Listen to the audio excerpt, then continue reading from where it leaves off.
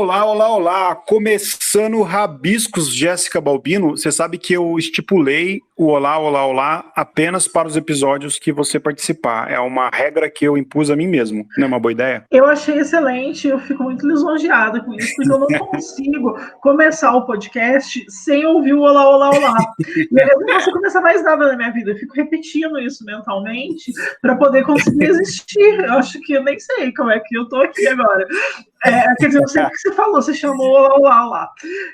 Mas é um prazer tá aqui. O bom filho sempre a casa torna, então cá estamos. Bom ter você no Rabiscos apresentando comigo, e hoje a gente vai fazer um episódio especial para a Lei de Incentivo Cultural da Aldir Blanc, que é a lei que tem estimulado aí os artistas a produzirem em tempos de pandemia, e a gente vai fazer 2 episódios, são 2 episódios muito legais, com pessoas da nossa cidade de Poços de Caldas, que é um dos requisitos da lei, e a gente começa com o Luiz Nassif, o jornalista Luiz Nassif. Jéssica, você faça as honras da casa, apresente o nosso convidado.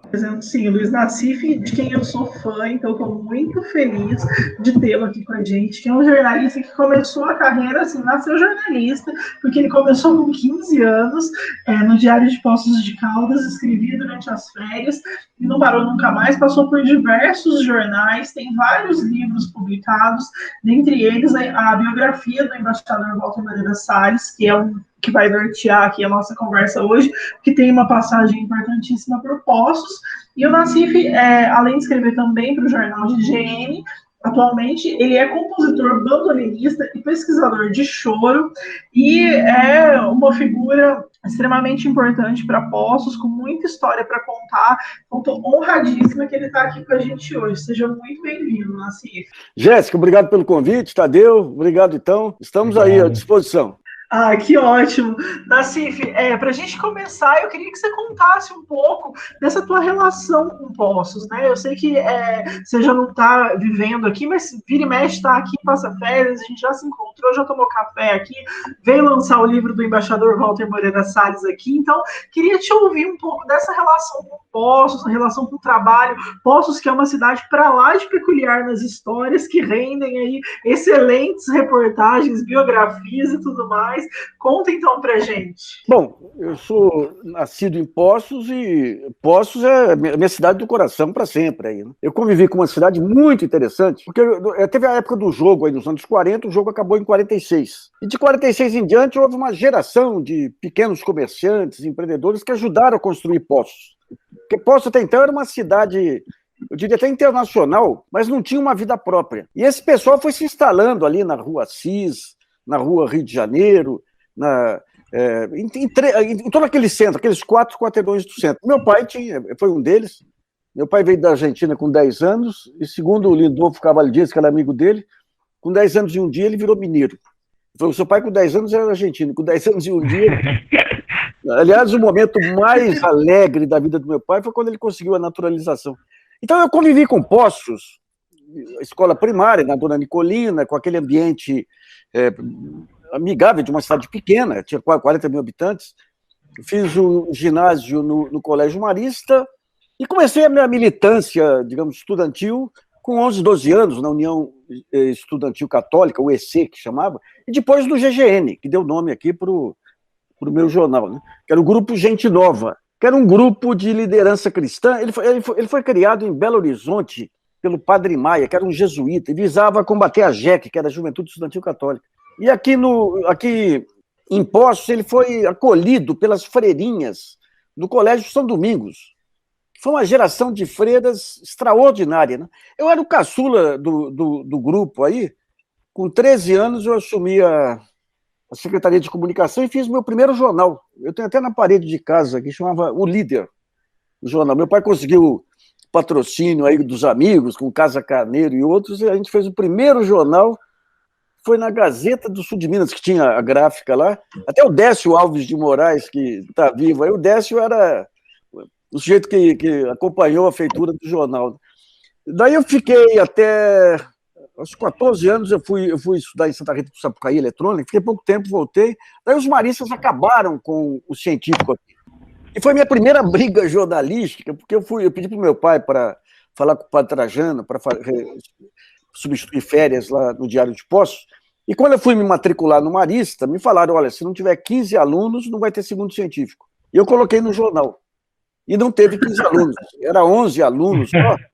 Daí meu pai conversou com a dona Adélia, que era diretora, amiga dele, diretora do Instituto Educacional lá de São João da Boa Vista, e nós fomos estudar lá. Eram 12 alunos, mais um pessoal que tinha ido um pouquinho antes. E o irmão era o irmão Gonçalves Xavier, que tinha acabado de assumir, ele tinha sido reitor do Marista antes de eu entrar, e virou reitor esse ano. Eu nem cheguei a conviver com ele. Ele foi de classe em classe dizendo que a culpa era do rapaz que colocou no jornal, e depois a culpa é em mim lá. Então já estava culpado aí com 15 anos já. E nós tínhamos 2 programas estudantis aqui, um na Rádio Cultura e um na Rádio Difusora, que era um programa da União Municipal dos Estudantes. E eu fui nos 2 programas, um era sábado à noite, o outro era domingo de manhã, e descia a ripa do padre. Só que nós já estávamos na ditadura, né? No meio da semana, o Tenente Hélio foi nas rádios e nós perdemos o programa. Daí eu fui estudar em São João. Em São João eu tive uma vida muito mais intensa que Poços. São João é uma cidade muito interessante. Sabe? Lá eu comecei a participar de festivais, concursos literários, campanhas políticas do então MDB lá. E tive lá uma convivência, virou minha segunda cidade. Né? Daí eu vim para São Paulo, mas, digamos, Poços continuou presente, tão presente que quando a minha família acabou se mudando para São Paulo, eu ajudei a montar o Jornal da Mantiqueira, que era uma maneira de tentar manter as raízes em Poços, né? Mas daí o pessoal da Arena, aí, que era o Tiãozinho Navarro e o Ronaldo Junqueira, compraram a parte dos outros sócios. Daí eu falei, tem que ficar em São Paulo de vez mesmo. Eu devo ser parente do Nassif em algum lugar aí que a gente ainda não descobriu, porque tô percebendo semelhanças aí com a história e com a calmaria através do jornalismo. Estou percebendo aí muita semelhança. Nassif, enquanto a gente estava se preparando aqui para te entrevistar, eu estava dando uma olhada em alguns materiais, enfim, tem uma entrevista que você deu para o G1, quando do lançamento do livro do embaixador Walter Moreira Salles, e aí você falou que Poços, à época, era quase mitológica, e eu achei essa colocação muito interessante. Então eu queria te ouvir um pouco sobre isso, porque eu sei que você ficou bastante tempo nessa pesquisa para fazer a biografia do embaixador, e fala muito dessa era de ouro, né, de como é que era a economia de Poços à época. Então eu queria te ouvir um pouco sobre isso. Se você for pegar o início de Poços, a questão das águas, as lendas sobre o vulcão, transformaram Poços aí. A água servia para tratamento de tudo, até de sífilis o pessoal receitava a água, né?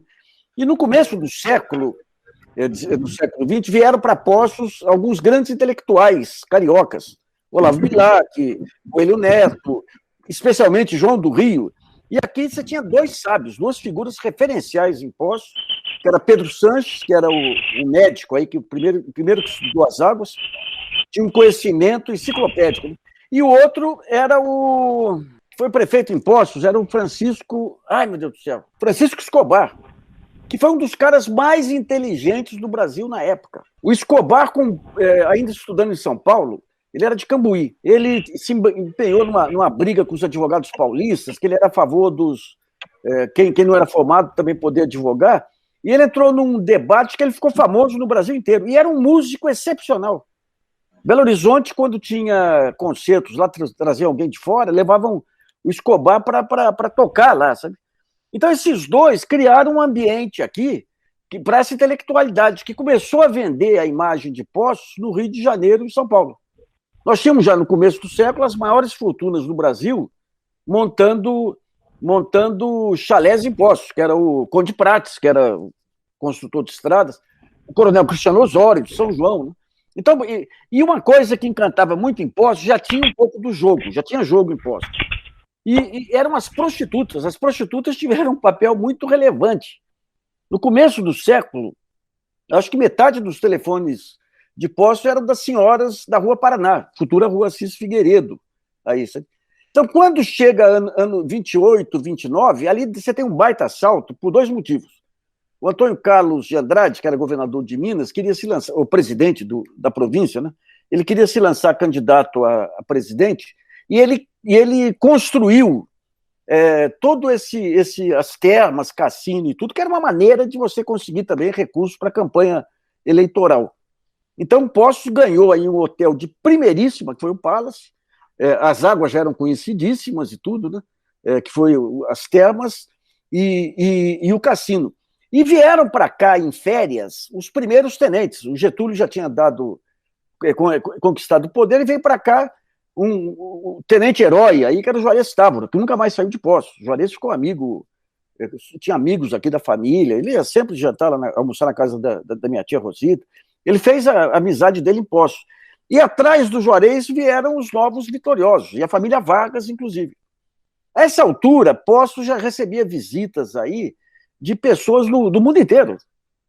Quando estoura a guerra, 37, 38, que os cassinos internacionais fecham, a Europa fecha, o Brasil, o pessoal acordou para o Brasil. Então, uma parte veio para o Rio de Janeiro, uma parte para Santos, uma parte para Poços de Caldas. Então, nós tivemos personagens que conviveram aqui em Poços.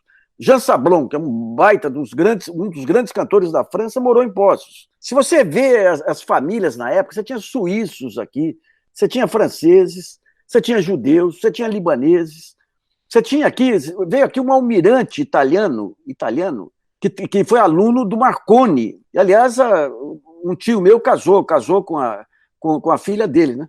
Então, Poços ficou um centro.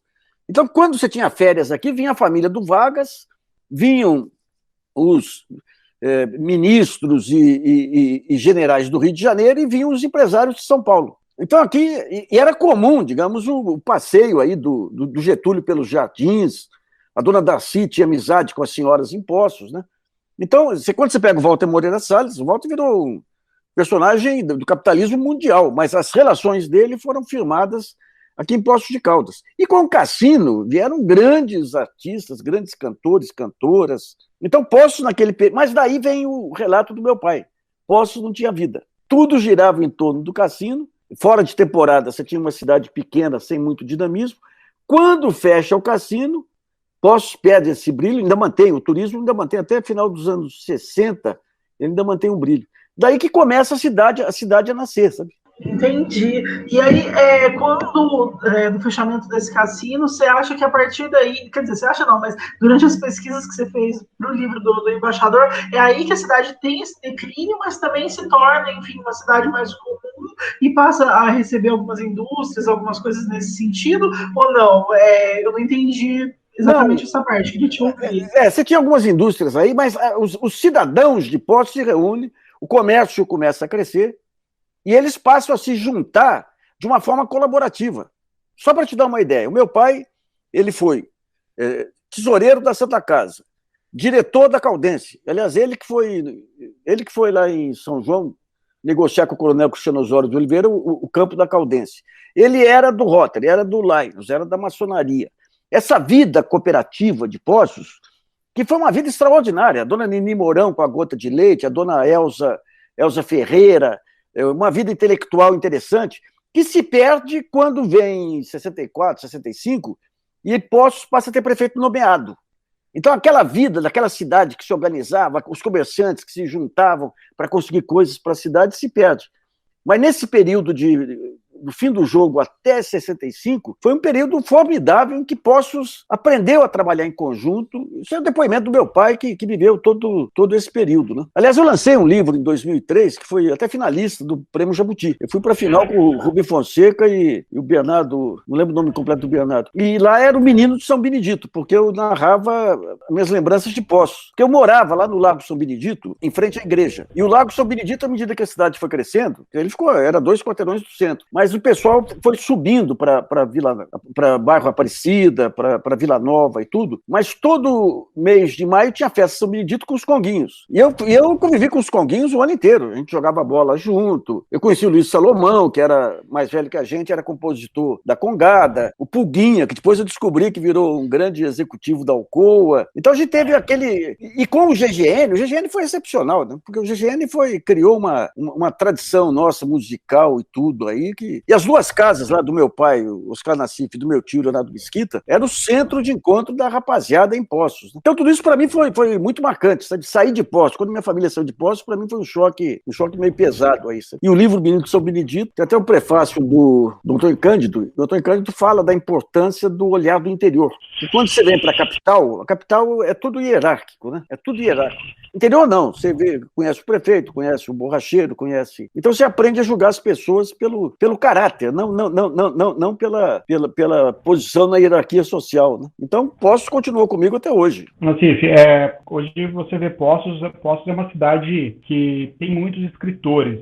A gente vê, por exemplo, na Flipos, quando junta as pessoas que escrevem, cada ano tem uma galera escrevendo coisas dos mais variados tipos, mais variados temas. A gente tem um movimento de leitura, né, que foi até destaque em um tempo, como uma cidade mais lê no estado e tal. Apesar da cidade não ter hábitos de livrarias, né, por incrível que pareça, como que você acha que comunica os jovens de hoje que estão escrevendo, o pessoal que está escrevendo de hoje, com essa época?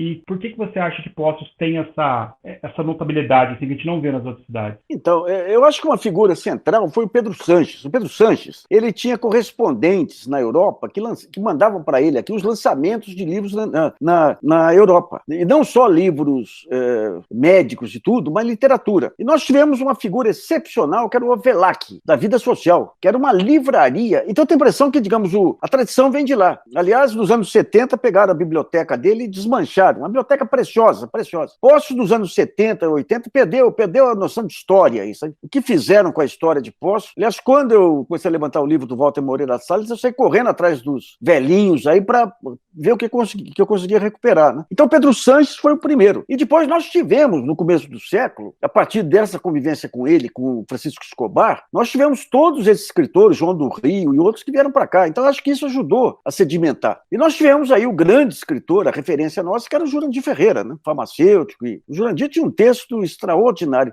Eu lembro uma vez, nos anos 70, eu estava na Veja, nos anos 70, e a Veja estava com aquele estilo Time lá, que os críticos tinham que destruir tudo. E tinha um crítico muito ferino, que era o Léo Gilson Ribeiro. E o Jurandir lançou um livro e o Léo Gilson fez um artigo massacrante, injusto, porque o livro era de ótima qualidade. E o Jurandir mandou uma carta para ele, falando: senhor Léo Gilson, estou aqui, viajei com a minha esposa para a Europa e eu assisti Laranja Mecânica com ela, e aí, vendo Laranja Mecânica, me pareceu o senhor pegando e linchando.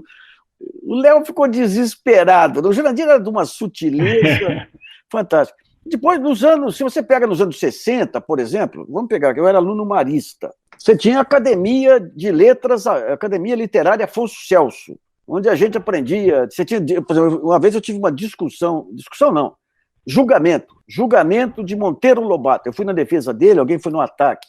Ensinava oratória. E desde então, surgiram grandes escritores. O Murilo de Carvalho, lá atrás, ele se destacou no grande concurso de contos aí que teve em Curitiba, né? Depois eu perdi contato com essa parte de Poços, mas eu tenho a impressão que as raízes estão nessa convivência dos grandes intelectuais, escritores cariocas aqui, com Pedro Sanches e Francisco Escobar. O Escobar, nós tínhamos aqui o maestro Chiafarelli. O Chiafarelli, ele quase que chegou aí para aquela bolsa que o Carlos Gomes conseguiu, ou foi o Elias Lobo, um dos dois. Eles quase foram para a Europa, para você ver o nível deles. Quando ele vinha para cá, para Poços, isso aí a filha dele me falou, ele colocava a partitura, aliás, quem me falou foi a filha do Francisco Escobar. Ele colocava a partitura e o Francisco Escobar tocava 4 mãos com ele. Agora você vê essa perda de memória de Poços. Nos anos 70, a filha, indignada com o fato do pai ter sido esquecido, túmulo abandonado, veio aqui e retirou os ossos do pai. A cidade nem se deu conta. Passa um tempo depois, ela voltou, alguém tinha se apossado do túmulo do pai, e a história dele ficou perdida. Né? Um gênio. O Rui Barbosa, que frequentava Poços, chamava o Escobar de cabeça de Salomão. Falou: Escobar, você sabe tudo que eu sei e mais algo que eu não sei, que é a música. Eu acho que Poços tinha que fazer um jeito aí de recuperar essa história dos grandes Poços caldenses, Pedro Sanches, Escobar, Mário Mourão lá atrás. Os Ottoni, que vieram para cá, gente. Os Ottoni eram de Teófilo Ottoni, eram descendentes do pessoal que quase fundou a República lá, investiu contra a monarquia. Meu pai era amigo dos Bonifácio de Andrade, que eram descendentes do Zé Bonifácio de Andrade, que foi para Santos. Então, digamos, esses personagens do Brasil do século XIX e do século XX, todos passaram por Poços. Essa história que eu consegui falar com muitas... Por exemplo, você tem um dentista aí do começo do século, ai meu Deus, eu vou lembrar o nome daqui a pouco aqui, que eu só descobri que era negro entrevistando uma senhora nos anos 90, que ela já tinha 90 anos aí. E ela me falou, fulano era negro. Era um dos políticos mais influentes de Poços no começo do século. Ele era escravo, conseguiu a carta de alforria. Daí começou a trabalhar como protético, foi a pé, até o Rio de Janeiro, a pé. Lá ele se matriculou, conseguiu uma vaga lá na escola, como é que chama? Vermelha, lá, Praia Vermelha, na Praia Vermelha.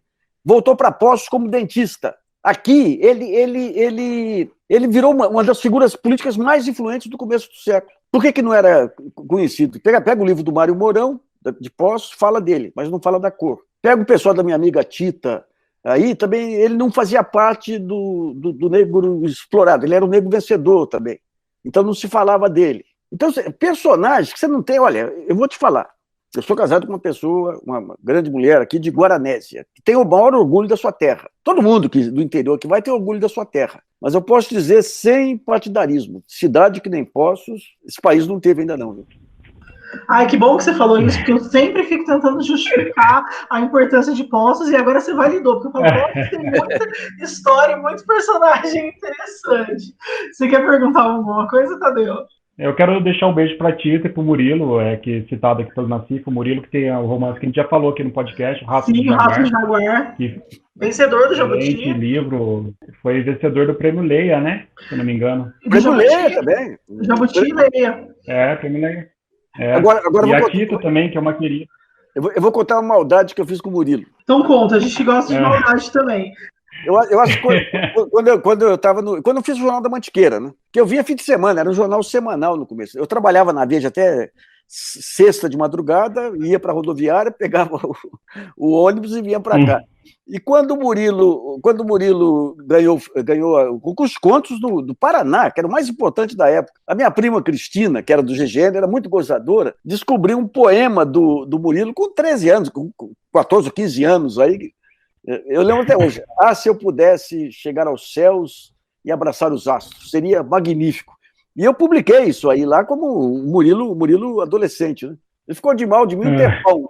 Se for boicotar, mas Murilo, ali você tinha 15 anos, rapaz.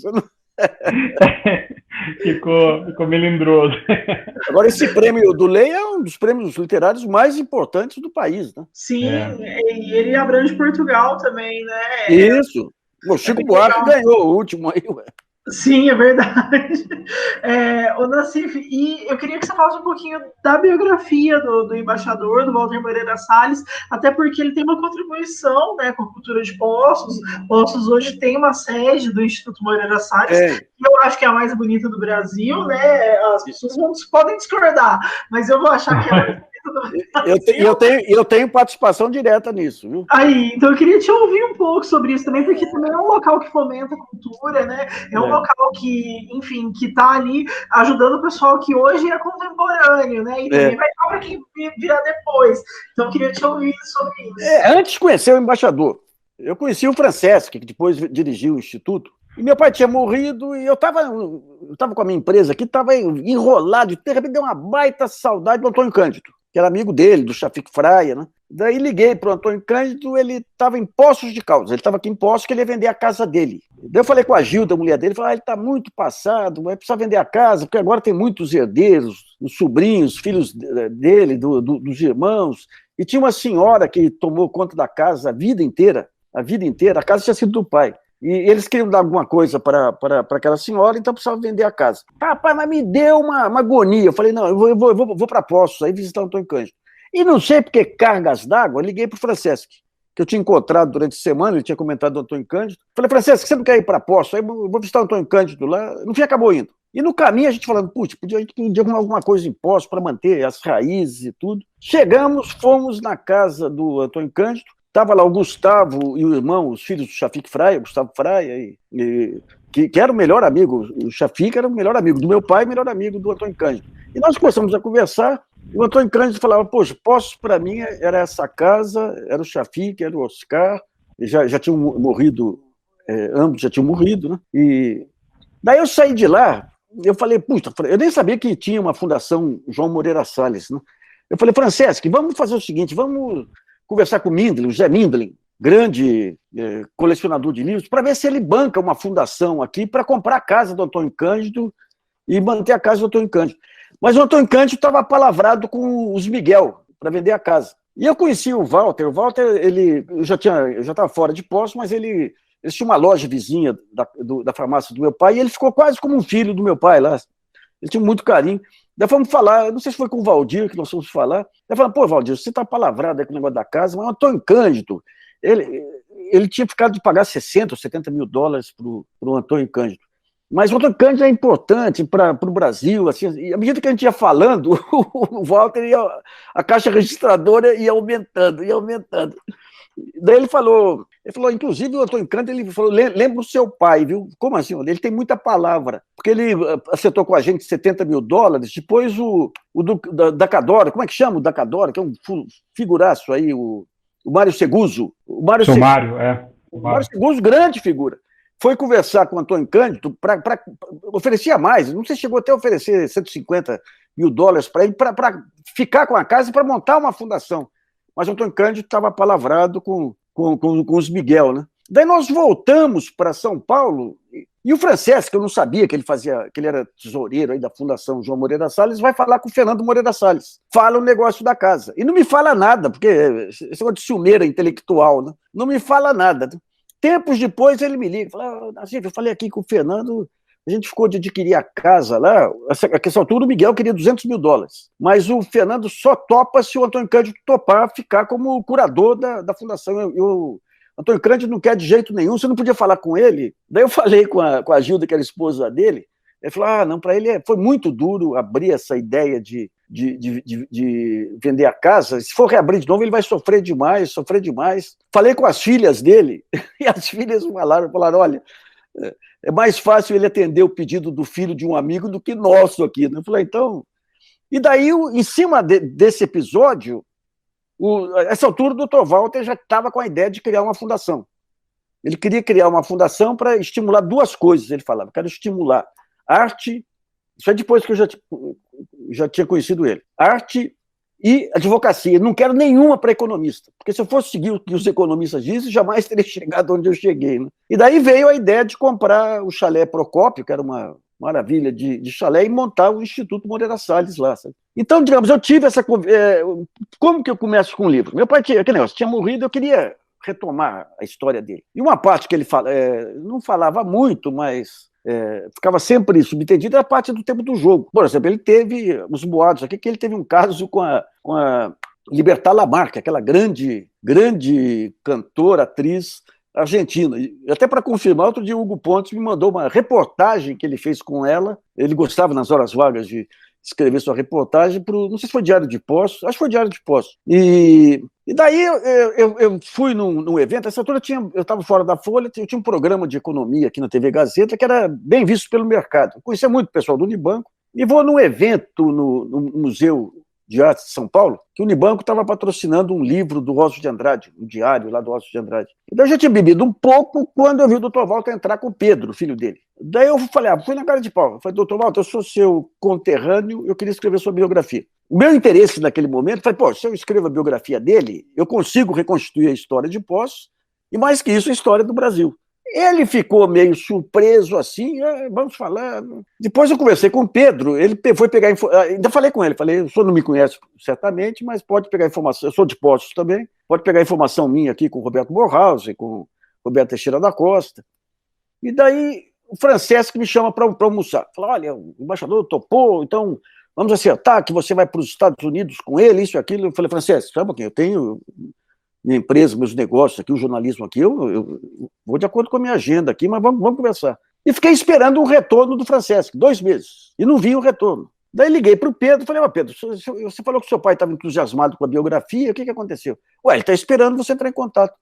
Eu falei, ele mandou o Francesc entrar em contato comigo, não deu retorno, Ele falou, não, mandou coisa nenhuma, não mandou ninguém entrar em contato com você. Daí eu liguei para ele, no dia seguinte começamos a levantar a história dele, sabe? E daí eu me abri um mundo assim, em relação ao Brasil. Ele, um personagem extraordinário também. O problema do livro é que foi boicotado.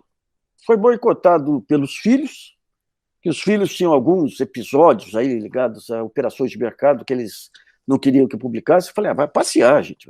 Bobagem, baita personagem. Não é uma biografia chapa branca, né? Eu até quando eu fiquei um tempão escrevendo a biografia, quando ele morreu, eu retomei depois, com a autorização dos filhos, consultei arquivos e tudo. A partir de um certo momento, estava enrolado aí, em guerra com a Veja e tudo. O Pedro passou para uma outra pessoa que não deu conta. Eu achei até que tinha perdido o livro, até que chegou em dezembro de 2014, 15, vim para Poços. Falei, deixa eu ver o livro. Aí eu já tinha o livro pronto há muito tempo, mas como você não tem experiência de biografia, você acha sempre que tem que pegar alguma coisa a mais, né? Mas daí teve boicote por 2 motivos. Os filhos, o Pedro é muito pequeno, eles não... Eu não sei se a figura do pai é uma sombra também, porque eles obscurecem a figura, a biografia do pai em todos os momentos, né? E o outro, os filhos do Roberto Marinho, porque tem um episódio lá da venda do Parque Lage, da compra, da venda, do pagamento do empréstimo que o Grupo Time Life tinha feito para a Globo, para o Roberto Marinho, e teve um episódio que o Roberto Marinho tentou passar a perna no Dr. Walter.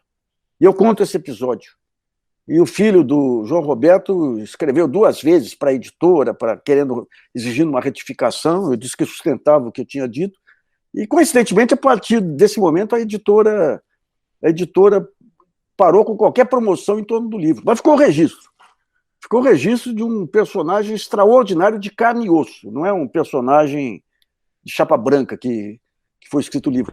E, aliás, na mesma época foi escrita uma biografia do Roberto Marinho por um outro jornalista que sofreu o mesmo boicote. Era um personagem extraordinário. Ele estava no centro de todos os acontecimentos. Conviveu com Getúlio. Foi o jeito que salvou a questão das contas externas brasileiras nos anos 50. O Brasil, para crescer, precisava negociar a dívida externa. Ele fez essa negociação. E como figura humana, era extraordinário. Era o mais internacional dos brasileiros. Ele participou da última etapa do capitalismo multifamília, antes de vir aqui o capitalismo dos CEOs, né? Então ele convivia com os Rockefeller, convivia com os Ford, convivia com a elite europeia e nunca deixou de ser mineiro. Eu lembro uma vez que andaram escrevendo que o Itamar era caipira, ele ficou indignado. Ele falou, caipira é o sujeito que, a partir do seu canto, ele conhece o mundo. O Itamar não é caipira, o Itamar é provinciano, lá, subúrbio do Rio de Janeiro, né? Ele tinha o gosto dele com as histórias mineiras, com a comida mineira, com a vida em Poços de Caldas, né? Então, digamos, o personagem, a figura do personagem humano, assim, foi... E conheci também o Homero Souza e Silva, que foi o principal sócio dele, a principal fonte do livro. Ele tinha uma fazenda em Botelhos, de uma família, a família morou em Poços. O Homero, figuraço, né? Foi sócio até o final dos anos 60 e tudo, depois comprou essa fazenda, que acabou vendendo para o João Roberto Marinho, lá, uma fazenda grande aí que produz café. Então, digamos, deu para desbravar o Brasil, né? Porque o Dr. Walter ele via o Brasil desde os anos 30 com olhos contemporâneos. E em tudo, se você for pegar a maneira como ele consegue se relacionar no mundo inteiro, a partir da tradição de receber aqui em Poços, depois do Rio de Janeiro, quando ele vai para lá também, e são aquelas relações que ele cria em Poços, Rio de Janeiro, que permite a abertura dele para o mundo, né? A mulher dele, a Elisinha Moreira Salles, era vista como uma das 3 anfitriãs, mais os 4 anfitriãs, um período em que os bilionários tinham as suas anfitriãs lá para receber, e não era uma coisa supérflua, não. Esses eventos eram para, que nem diplomacia, né? Para negócios, para entabular parcerias e tudo, né? Era um personagem bem extraordinário. É pena que os filhos não entendam a grandeza dele, especialmente o Pedro, né? Que é muito limitado intelectualmente, né? Então... Boa. Não, os outros são... Você pega o João e o Walter, são... O João, ele tem uma cultura muito interessante, grande escritor, grande cineasta, ambos aí, mas a sombra do pai, não sei o que acontece. Boicotam o pai, né? Acho que a sensação que eu tenho é que toda biografia, assim, com todo biógrafo que eu converso, toda biografia poderia ter rendido mais, mas sempre tem alguma coisa que está ali sabotando, assim, né? E acho que sempre quando tem herdeiro, né, normalmente, assim, ou quando não é pintado um personagem muito, né, fora da realidade, acaba acontecendo isso, assim, quando você não vende um santo, né, uma pessoa real acaba esbarrando nisso, mas é um livro muito bom, é um livro muito importante, acho que deveria ser obrigatório, assim, na história de Poços, todo mundo lê esse livro. Os 2 livros meus que falam, 3 livros que eu lancei, que Poços tá no centro, né? Que é esse, O Menino de São Benedito e a Casa da Minha Infância, né? Mas Então, digamos, tudo isso me ajudou no meu grande objetivo, que era reconstruir um pouco, né, a história de Poços em todo esse período aí, né? Certo, Nassif, a gente vai precisar encerrar por conta do tempo, porque por causa do edital a gente tem um tempo limite para mandar, mas eu queria te agradecer muito pelo papo, foi um papo incrível, eu sempre aprendo muito quando eu te ouço assim, e eu espero que a gente tenha outras oportunidades que eu possa te ouvir, porque é sempre uma aula, mais do que um bate-papo, é sempre uma aula.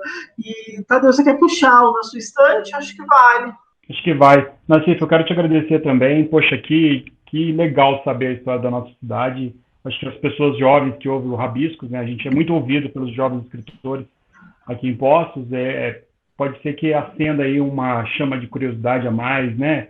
De tentativa de resgate disso. Muito obrigado. Nós temos um quadro aqui no podcast que chama Na Sua Estante, onde a gente termina o nosso episódio com uma indicação literária. E eu queria que você falasse algum livro que você acha que vale a pena indicar ou alguma coisa que você está lendo no momento. Aí é livre. Você tem a biografia do Jacó do Bandolim. Uma baita biografia aí, feita em cima dos arquivos do Jacó, contando o Jacó real, que havia o grande músico, filho de prostitutas, a maneira como ele superou.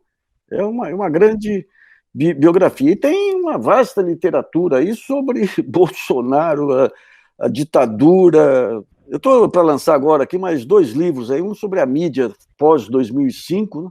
E vamos lançar um agora sobre o Sérgio Moro também, a maneira como destruíram esse país aí. Muito bom, boas dicas. Já estou ansiosa para ler. Já quero ler também. Já estou ansiosa. E você, Tadeu, o que você está lendo? Eu estou lendo um livro que eu ganhei da Adília Lopes, uma coletânea linda que saiu pela Tinta da China, se eu não me engano.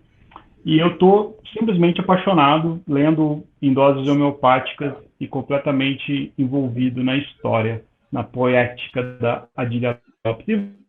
Eu sou apaixonada pela Adília Lopes, ela é incrível. Eu estou lendo A República das Milícias, do Bruno Paes Manso, que ele fala dos Esquadrões da Morte, a Era Bolsonaro.